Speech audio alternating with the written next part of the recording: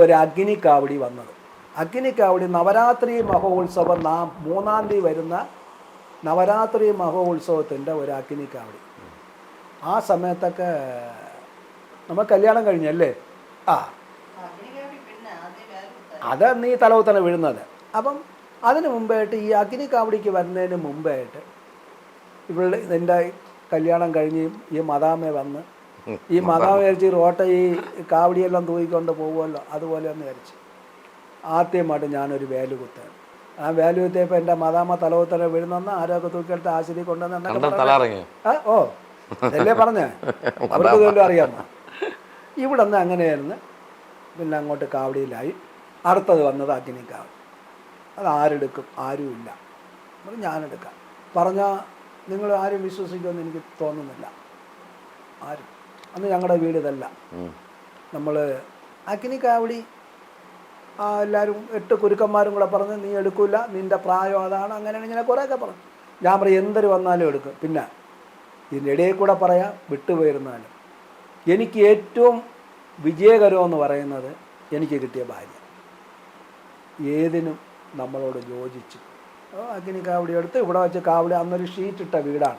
കാവടി ഒക്കെ എല്ലാ അതിനുള്ള ചടങ്ങുകളും കാര്യങ്ങളും ഒക്കെ നടത്തി ഞങ്ങൾ ഇവിടെ നിന്ന് പോകുമ്പോൾ എൻ്റെ പിറക്ക മഴ, ഫ്രണ്ടിൽ മഴയില്ല. എനിക്ക് ഭഗവാൻ തന്ന ഐശ്വര്യം നോക്കിക്കോണം. അപ്പോൾ ഈ അഗ്നിക്കാവടിക്ക് എടുക്കാൻ പൈസ ഇല്ല.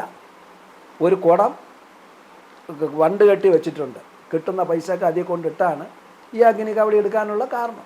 അങ്ങനെ ബാക്കിൽ മഴ, ഫ്രണ്ടിൽ മഴയില്ല. അങ്ങനെ അമ്പലത്തിൽ പോയി കയറി. പിറ്റേ ദിവസം അഗ്നിക്കാവടിക്ക് അന്ന് 1/2 ടണ്ണ് വറവാണ്. ഇന്ന് 5 ടണ്ണ് 4 ടണ്ണാണ് ഇന്നത്തെ വറവ്. 1/2 ടണ്ണ് വറവിട്ടു. അന്നത്തെ CD ഇതാണ്, ഇത്ര കാസറ്റാണ്. ഇപ്പോഴത്തെ ഇതുപോലത്തെ അല്ല, വീഡിയോ കാസറ്റ്, ഓഡിയോ കാസറ്റ്. അഗ്നി ഇറങ്ങാനുള്ള സമയമായപ്പോൾ ഒരു മഴ ആരംഭം വന്നായിരുന്നു. ഇടി എന്ന് പറഞ്ഞു കഴിഞ്ഞാൽ ഒരു 2000 കിലോ വെയിറ്റ് വരും ഒരു ഇടി. ഇവരൊക്കെ തലേ കൈ വെച്ച് വിളിച്ചായിരുന്നു. സന്തോഷമായിട്ട് ഇറങ്ങി എല്ലാം വാങ്ങുക. പിന്നെ ആളെയൊക്കെ കാലെ പിടിച്ച് നോക്കുക, കയ്യെ പിടിച്ച് നോക്കുക, നെഞ്ച് പിടിച്ച് നോക്കുക ഒക്കെ ആയിരുന്നു ആ കാലത്ത്. ഇന്നൊക്കെ അത്രത്തോളം വലിയ വിശ്വാസമൊന്നും ചിലവർക്ക് വരുന്നില്ല. ആ കാലം എന്ന് വെച്ചാൽ ഒരു എന്തോ ഒരു ഇതുപോലെ ആയിപ്പോയി. മറുവശം അതോടുകൂടി ഞാൻ വളർന്നു. എങ്ങനെ വളർന്നിട്ട് കഴിഞ്ഞാൽ ഒറ്റ അഗ്നിക്കാവടിയോടുകൂടി. അപ്പം വളരാനുള്ള കാരണം എന്തെന്ന് പറഞ്ഞു കഴിഞ്ഞാൽ പറയുമ്പോൾ എല്ലാം പറയണമല്ലോ. തീർച്ചയായിട്ടും എൻ്റെ കുളത്തിനകത്ത് 2000 രൂപ മിച്ചം ഉണ്ടാകും. നമ്മളെ കാവടിയും കഴിഞ്ഞിട്ട് 2000 രൂപ മിച്ചമുണ്ട്. ഇതൊരു വലിയ അതിശയമാണല്ലോ ഈ 2000 രൂപ വന്നാൽ. അത് വരാൻ വഴിയില്ലായിരുന്നു. ഈ 2000 രൂപ മിച്ചമുണ്ടെന്ന് ഞാൻ എൻ്റെ വർക്ക്ഷോപ്പിൽ പോണ ആളുടെ തരുമ്പോൾ ബാലെണ്ണ നേരെ മരിച്ചുപോയി, ബാലെണ്ണ പിരിവ് കൊടുക്കുന്നുണ്ട്, നീ ഇതിനെ പിരിവ് കൊടുക്കും. ഞാൻ കേട്ടോടാ എനിക്കിതിനെ പറ്റി ഒന്നും അറിഞ്ഞൂടാ, അത് അങ്ങനെ എടുക്കണ കാണുന്നില്ലേ. 54 രൂപ കൊടുത്ത 60 രൂപ ഡെയിലി 2 രൂപ പലിശ. അല്ല അങ്ങനെയല്ല, 54 രൂപ കൊടുക്കും, 60 രൂപയായിട്ട് 50 ദിവസം കൊണ്ട് അടച്ചു തീർക്കണം. 30 ദിവസം 120 രൂപ. അങ്ങനെ അതിനെ കൊണ്ടൊന്ന് വെച്ച് അതിൽ നിന്ന് ഒരു പൈസ എടുക്കുമെന്ന് വെച്ച് നല്ലൊരു പിരിവാറിനായിട്ടങ്ങ് മാറി. അതോടുകൂടി പടിപ്പടിയായിട്ട് വളർന്നു. അത് ബ്ലേഡ് എന്ന് പറയും. ബ്ലൈഡ് എന്ന് പറയുന്നത് പറയാൻ പറ്റില്ല. ബ്ലൈഡ് എന്ന് പറഞ്ഞാൽ കഴുത്തിറക്കണതാണ് ബ്ലൈഡ്. അല്ല, നോർമലി കൊടുക്കുന്ന ബ്ലേഡ് തന്നെ പറയുന്നത്. അങ്ങനെ കഴുത്തിറപ്പം ബ്ലേഡ് എന്ന് പറയും. വളർന്നു. ഏതാണ്ട് കുറച്ച് പൈസ കിട്ടി. നമ്മളെ വീടൊക്കെ ഒരു കണക്കാക്കി കുറച്ച് പൈസ കയ്യിൽ വന്ന സമയത്ത് ഒരാണ്ടിനും കൂടെ കടം വാങ്ങിച്ച ഒരാളിന് കൊടുത്ത് അതോടുകൂടി അവർ കൊണ്ട് മുങ്ങി അന്ന് വെച്ച് ഇതെല്ലാം നിർത്തി. പൈസ പോയി. ചില്ലറ പൈസ ഒന്നുമല്ല, നല്ല പൈസ. അതിപ്പോൾ അറിയണ്ട, അതിപ്പോൾ ഇതിൽ കേൾക്കണ്ട, കാരണം അതാരെയും കേട്ടാല. നമ്മൾ ഈ കാര്യങ്ങൾ പറഞ്ഞു വരുമ്പോഴും കേട്ടോണ്ടിരിക്കാൻ രസമുണ്ട്. പക്ഷേ നേരത്തെ ഗുരുസ്വാമി പറഞ്ഞായിരുന്നു 3 ദിവസം അല്ലെങ്കിൽ 3 മണിക്കൂർ എടുക്കേണ്ട കഥ പറഞ്ഞ സിനിമയാക്കുക എന്നുള്ളത്. അതിന് ഒരു വട്ടോടെ നമ്മൾ ഇരിക്കണം. കാര്യം എന്ന് വെച്ചാൽ ഇനി ഒരു വട്ടോടെ ഞാൻ വരും. ഈ ആറ്റുകാൽ ക്ഷേത്രത്തിൽ ഉത്സവ സമയത്ത് ഞാൻ ഒരു ദിവസം വരും. നമുക്ക് എല്ലാ വിഷ്വലെല്ലാം കൂടെ എടുത്തിട്ട് ഉറപ്പായിട്ട് നമുക്ക് ഒരു ദിവസം കൂടണം. ഈ ഫേസ് കാണുമ്പോൾ ഞാൻ പറഞ്ഞില്ല, നമ്മുടെ ഇന്ത്യൻ പ്രസിഡന്റും തിലകൻ ചേട്ടനൊക്കെ എൻ്റെ ഫേസിലേക്ക് ഇങ്ങനെ ഓടി വരിക. ജയചന്ദ്രൻ സാറ്, പാട്ടുകാരൻ ജയചന്ദ്രൻ സാറ്, ഇതെല്ലാം ആ ഫേസിൽ ആപ്റ്റായിട്ട് വരുന്നുണ്ട്. ഈ ഒരു കാര്യം ചോദിച്ചോട്ടെ, ഇതൊക്കെ ഗോൾഡാണോ? എല്ലാം ഗോൾഡ്. ഈ ഇതൊഴിച്ച് സിൽവർ ഒഴിച്ചല്ലേ? ഇതൊഴിച്ച് ബാക്കി എല്ലാം ഗോൾഡാണ്. അതൊക്കെ അല്ലേ? ഇതൊക്കെ നല്ല ഇതൊക്കെ എങ്ങനെ വീതിച്ചു വെക്കുന്നത്? എങ്ങനെയാണ്? 2 ഭാഗം അമ്മയ്ക്ക്, ഇതിന്റെ എല്ലാത്തിന്റെ വളരെ വളരെ വളരെയധികം കഷ്ടപ്പെട്ടു. നല്ല ഭക്ഷണം പോലും കഴിക്കാതെ തന്നെയാണ് ഞാൻ ഇതുവരെ എത്തിയത്. ഇന്നും എനിക്ക് നല്ല ഭക്ഷണമില്ല. ഉള്ള കാര്യം പറ. ഇന്നും ഗോതമ്പ് ദോശയോ എന്ത് വാങ്ങിച്ച് കഴിക്കാനുള്ള കാശ് എന്ത് വാങ്ങിച്ച് കഴിക്കാനുള്ള ഭാഗ്യം എന്ന് ദൈവം തന്നിട്ടുണ്ട്. നമുക്ക് വേണമെന്ന് മാത്രം പറഞ്ഞാൽ മതി, ഇവിടെ കൊണ്ടുതരാൻ ആളുണ്ട്. ഇനി സാധനം കൂടെ ഉണ്ട്, ബ്രേസ്ലെറ്റ് ഉണ്ട്, അതെടുത്തിട്ടില്ല. എന്തായാലും മദാമ അവിടെ ഇരിപ്പുണ്ട്. എന്തായാലും അങ്ങേക്കിനെയും ദീർഘായുസ് ദൈവം തരട്ടെ. പിന്നെ ഒരു കാര്യം കൂടെ പറയാം. എന്തായിരുന്നാലും എൻ്റെ ഒരു മനസ്സിൻ്റെ അടിസ്ഥാനം കണക്കാക്കിയിട്ട് വലിയ ദിവസങ്ങളൊന്നും ഭഗവാൻ സത്യം കാണാനുള്ള സാധ്യതയില്ല. പിന്നെ നേരത്തെ പറഞ്ഞില്ലേ, എന്തിനു കാണാൻ 15 വയസ്സായവൻ എന്തെങ്കിലും ഒരു തട്ടുപാട് വരുമെന്ന് പറഞ്ഞില്ലേ, നമ്മുടെ എന്നെ കുറിച്ചാണ്. കാരണം ഞാൻ അനുഭവിക്കാനുള്ളതും എല്ലാ സുഖ ദുഃഖങ്ങളെല്ലാം അനുഭവിച്ചു. അല്ല, ഗുരുസ്വാമിയെ കുറിച്ച് എന്താണ് പറഞ്ഞാൽ മനസ്സിലായില്ല. എന്നെക്കുറിച്ച് പറഞ്ഞ് ഞാനിനി എത്ര ദിവസം ഉണ്ടാവും, ഇത്ര കാലം ഉണ്ടാവുമെന്ന് പറയാം. അത് ദൈവത്തിൻ്റെ അതാണ് നേരത്തെ പറഞ്ഞത്.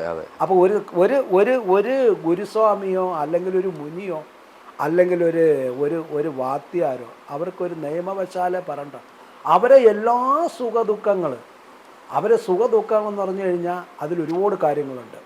ഭാര്യയിൽ നിന്ന് വഴക്ക്, ഭാര്യയിൽ നിന്ന് അടി, ഭാര്യ അടിക്കുമെന്നൊക്കെ ഇല്ല, മക്കളെ നിന്ന് വഴക്ക്, മക്കൾ ചണ്ട പിടിക്കുന്ന എന്നുവെച്ചാൽ നാട്ടിലെ ഇത് കേസ്, വഴക്ക്, കോടതി, കോപ്പ്, കുടച്ചക്കറ എല്ലാം. ഇതെല്ലാം കഴിഞ്ഞാൽ അയാളൊരു മുനിയാണെന്നാണ് ഹിന്ദു മതം ആചാരമനുസരിച്ച് ശാസ്ത്രം പറയുന്നത്. അപ്പോൾ തീർച്ചയായിട്ടും അതിന് സംശയമൊന്നും വേണ്ട. അപ്പോൾ ഇതെല്ലാം കഴിഞ്ഞിട്ടുള്ള നിലവാരത്തിലാണ് എൻ്റെ ഇരിപ്പ്. അത് എത്ര കാലം കാണും, കാരണം അത്രത്തോളം അമ്പലങ്ങളും ഉണ്ട്. ഞാൻ ഓരോരോ കാര്യങ്ങളും ഞാൻ അവളോട് അപ്പോഴപ്പോഴായിട്ട് പറയും. നിങ്ങൾക്കെന്ത് ദുഃഖം ഉണ്ടെന്ന് കേട്ട് കഴിഞ്ഞാൽ ഒറ്റയ്ക്കൊറ്റയ്ക്കൊന്നാൽ നിങ്ങളുടെ ദുഃഖം പറഞ്ഞു തരാം. ശരിയാണെങ്കിൽ നിങ്ങൾ മിണ്ടണ്ട, തെറ്റാണെങ്കിൽ നിനക്ക് വേറെ ജോലി ഇല്ലെന്ന് കേട്ട് പോകാം. കണ്ടാൽ എന്തെങ്കിലും കുറവുണ്ടോ? ആർക്കാ? നിങ്ങൾക്ക് രണ്ടു പേർക്കും ഒരു കുറവില്ല. കൂടുതലായിട്ടൊന്നും വേണ്ട, ഞങ്ങളിങ്ങനെ ഇരുന്ന് പോയിക്കോളാം. അപ്പോൾ എന്തായാലും വിഷമങ്ങളില്ലാത്ത മനുഷ്യരല്ല ഗുരുസ്വാമി. തീർച്ചയായിട്ടും അതുണ്ട്, വിഷമങ്ങളുള്ളതുണ്ട്. വിഷമത്തിനൊക്കെ ഇതുകൊണ്ട് അതായത് നാരായണത്ത് ഭ്രാന്തൻ പറഞ്ഞിട്ടുള്ള എന്നു വെച്ച് കഴിഞ്ഞാൽ, താൻ ആരെന്ന് തനിക്ക് അറിയില്ലെങ്കിൽ താൻ ആരെന്ന് തനിക്ക് ഞാൻ ചൊല്ലിത്തരാം.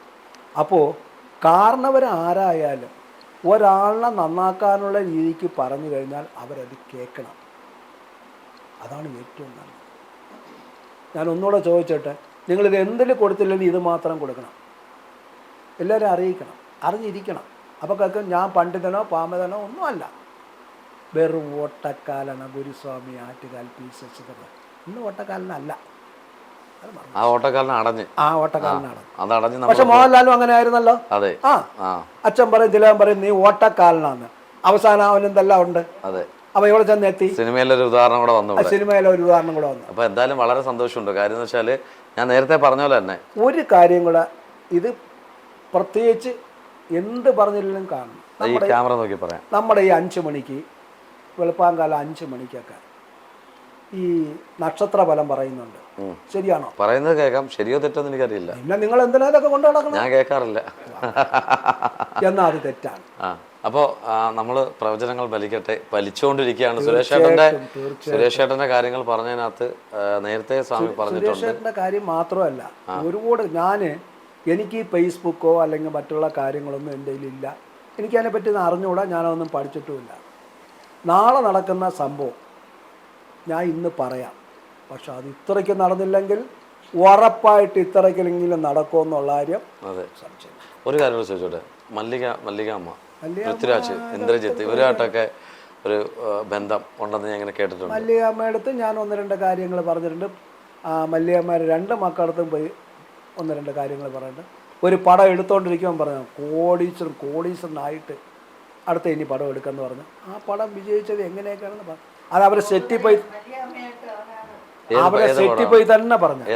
പടത്തിന്റെ പേര് ലൂസിഫർ ആണോ? ലൂസിഫർ അല്ലേ? അന്ന് ഞങ്ങളൊരു ഫംഗ്ഷന് പോവുകയാണ്. ആ ഫംഗ്ഷന് പോകുമ്പോഴാണ് ഇവൻ പോണ വഴിക്കാണ് അവിടെ ഷൂട്ട് കിടക്കണമെന്ന് പറഞ്ഞ് ഇവനെ കാണാൻ വേണ്ടി പോയി. അവർ രണ്ടുപേരെയും കണ്ടു, സംസാരിച്ചു, സന്തോഷമായിട്ട്. അങ്ങനെ കൂടെ അത് അവർ കാണുമ്പോൾ ചോദിക്കാറുണ്ട്, ഇപ്പോഴും ആ ബന്ധം ഇപ്പോഴും ഉണ്ട്.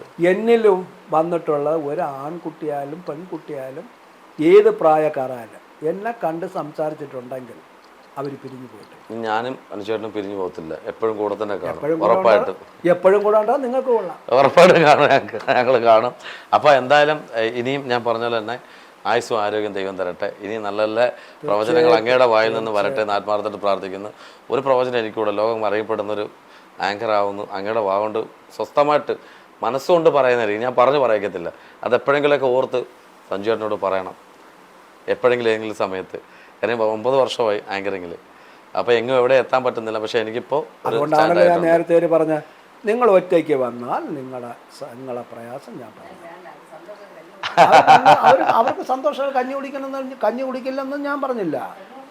അപ്പോൾ എന്തായാലും വളരെ സന്തോഷം. അപ്പോൾ എല്ലാവിധ ഭാവങ്ങളും നേരുന്നു. ഇനിയും തീർച്ചയായിട്ടും.